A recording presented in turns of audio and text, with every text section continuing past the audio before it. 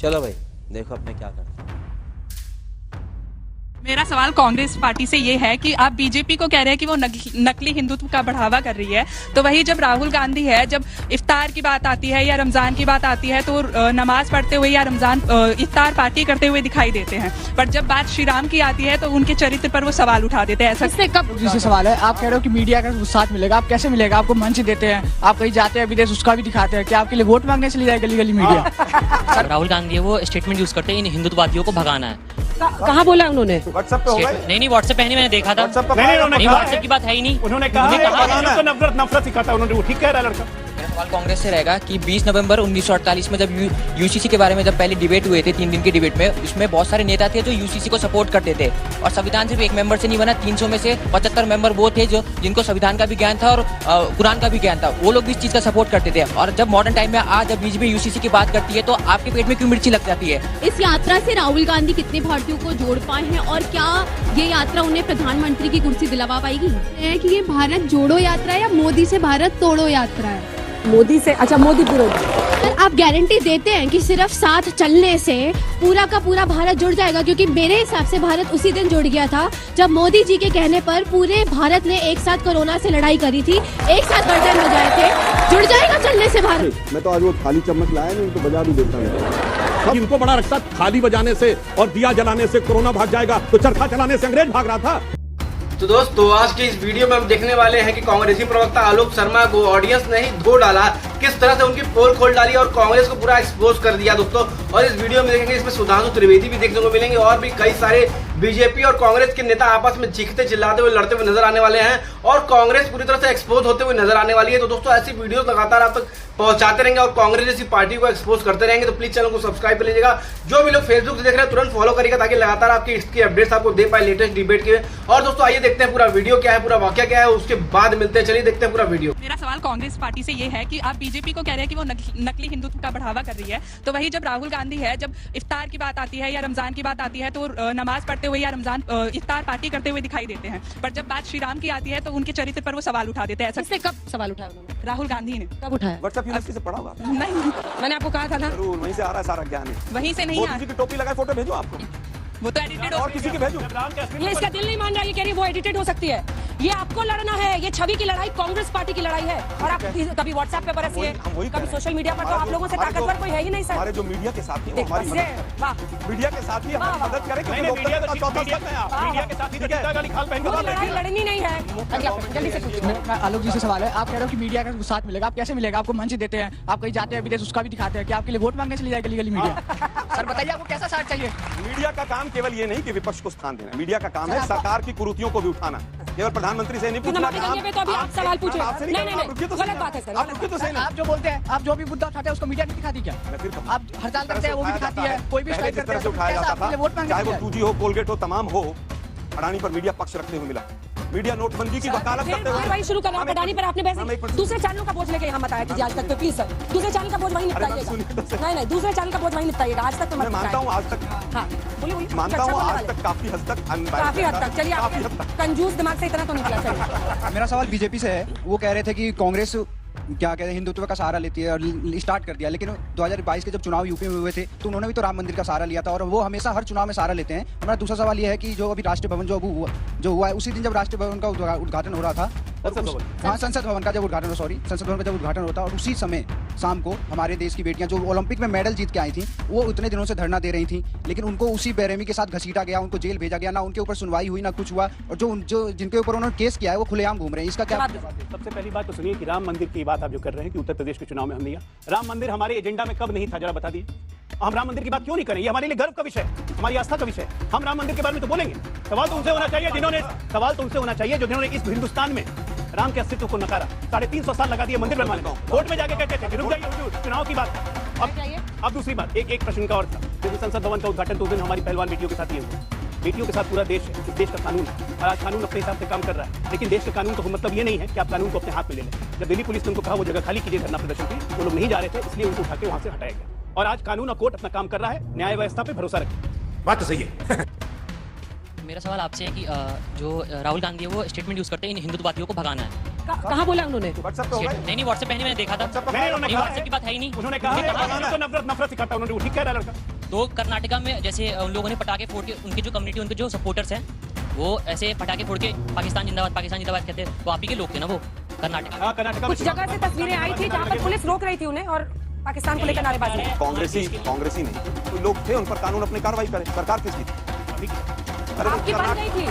कर्नाटक में चुनाव से पहले सरकार भाजपा की थी। ये चुनाव के बाद की बात, चुनाव के बाद, चुनाव के नतीजे के बाद, के पहले नतीजे के बाद, चलिए नतीजे के बाद भी अगर कोई इस तरह के नारे लगेंगे तो बिल्कुल उसको बर्दाश्त नहीं किया जाएगा। मेरा सवाल कांग्रेस से रहेगा कि 20 नवंबर 1948 में जब यूसीसी के बारे में जब पहले डिबेट हुए थे, 3 दिन के डिबेट में, उसमें बहुत सारे नेता थे जो यूसीसी को सपोर्ट करते थे और संविधान सिर्फ एक मेंबर से नहीं बना, 300 में से 75 मेंबर वो थे जो जिनको संविधान का भी ज्ञान था और कुरान का भी ज्ञान था। वो लोग भी इस चीज का सपोर्ट करते थे। और जब मॉडर्न टाइम में आज जब बीजेपी यूसीसी की बात करती है तो आपके पेट में क्यों मिर्ची लग जाती है? और यही मैं बोलता हूँ, आप संविधान के ज्ञान की बात करते हो, मुझे देख के लगता है कांग्रेस जो इस टाइम में संविधान से ज्यादा बलविधान के ज्ञान की बात कर रही है। मुझे लगता है संविधान से ज्यादा बलविधान की ज्ञान की बात कर रही है। बलविधान जो संविधान में अगर बात करें, जैसे संविधान के अंदर अभी बोला कि संविधान की शिक्षा चाहिए कांग्रेस को, संविधान से ज्यादा बलविधान के बारे में बात करें कि बलविधान जो है वो चीज दिखा रही है कि हर हिंदू मुस्लिम की बात ये जो सबसे पहले कांग्रेस ही कर रही है। ये बलविधान भी व्हाट्सएप में, बलविधान आपने किया था ना, वो ठीक तो कह रहा है। इमरजेंसी लगाई थी, बलविधान ही किया था। मैं बताता हूं, इमरजेंसी के बाद संविधान में 42nd अमेंडमेंट किया था, बलविधान था और नहीं तो क्या था? पार्लियामेंट सेकुलर शब्द जोड़ने वाला। संसद से जो चीज पास होती है उसको बलविधान नहीं कहते। नोटबंदी को बलविधान कहते हैं। 3 काले कानूनों को गलत तरीके से पास करने को बलविधान कहते हैं।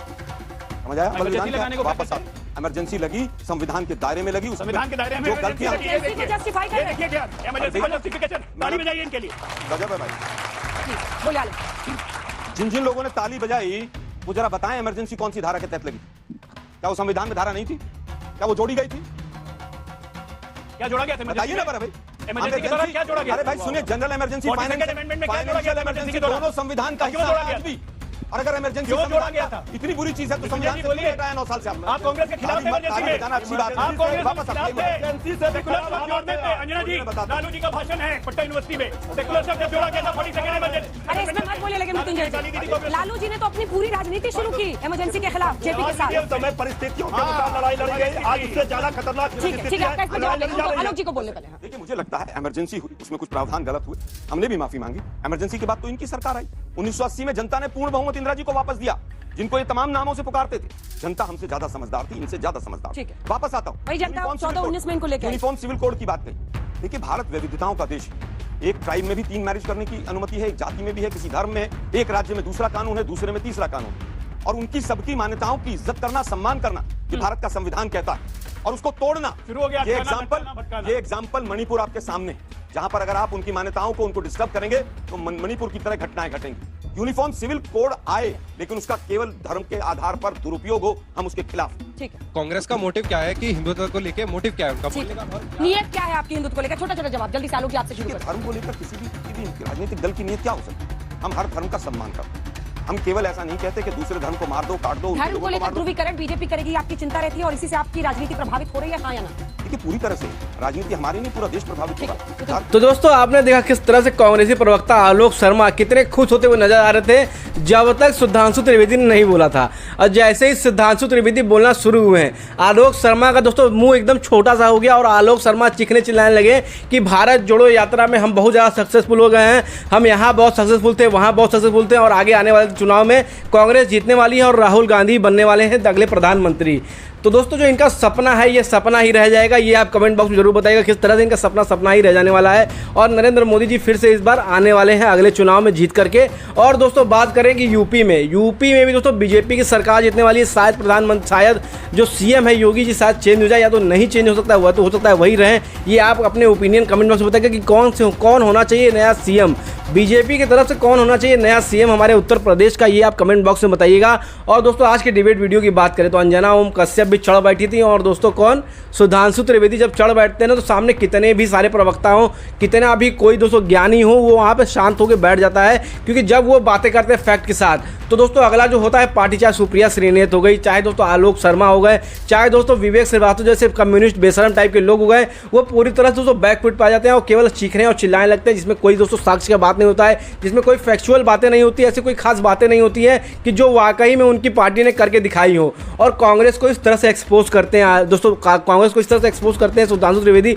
देख के आपको ज़रा भी दोस्तों मज़ा आया हो, देख के आपको ज़रा भी लगा हो कि सुधांशु त्रिवेदी में वाकई में दम है, तो प्लीज़ चैनल को सब्सक्राइब जरूर करिएगा, वीडियो को एक लाइक करिएगा। सुधांशु त्रिवेदी के लिए एक लाइक तो बनता है, तो एक लाइक ठोकिएगा दोस्तों। और जो भी फेसबुक से देख रहे हैं, जो भी दोस्तों यूट्यूब से देख रहे हैं, चैनल को सब्सक्राइब करिएगा, जो भी फेसबुक देख रहे हैं तुरंत फॉलो करिएगा। और हाँ दोस्तों, बेल आइकन दबाना मत भूलिएगा ताकि लगातार आपको हमारे अपडेट्स मिलते रहें। और आज के दोस्तों डिबेट में अगर आपको ज़रा भी आनंद आया हो, ऐसे डिबेट वीडियोस हम लगातार अपने चैनल पर दिखाते रहेंगे। और कांग्रेस जैसी पार्टियों को दोस्तों, ऐसी पार्टी जो केवल देश के संग केवल झूठ के सहारे रहती है, 70 साल केवल झूठ बोलकर राज किया हो दोस्तों। 70 साल के पहले जब देश आज़ाद हुआ हो तो कांग्रेस का ही बहुत बड़ा हाथ हो इंडिया, और इंडिया में जो बाकी मुसलमान रह रहे हैं और हिंदू मुस्लिम जो भी कुछ अभी हो रहा है, उसका सबसे बड़ा दोस्तों जो जड़ है, जो रूट है, रूट कॉज केवल और केवल कांग्रेस है। ये आपको क्या सही लगता है, गलत लगता है, ये आपके ऊपर मैं छोड़ता हूँ, ये आप कमेंट बॉक्स में बताइएगा। और दोस्तों आज के डिबेट वीडियो में किस तरह से सुधांशु त्रिवेदी ने एक्सपोज किया कांग्रेस को, किस तरह से सुधांशु त्रिवेदी ने बताया, पोल खोल के रख दिया। जो भारत जोड़ो यात्रा की बात आई है, तो भारत जोड़ो यात्रा में दोस्तों कितना सक्सेसफुल कांग्रेस हुआ है,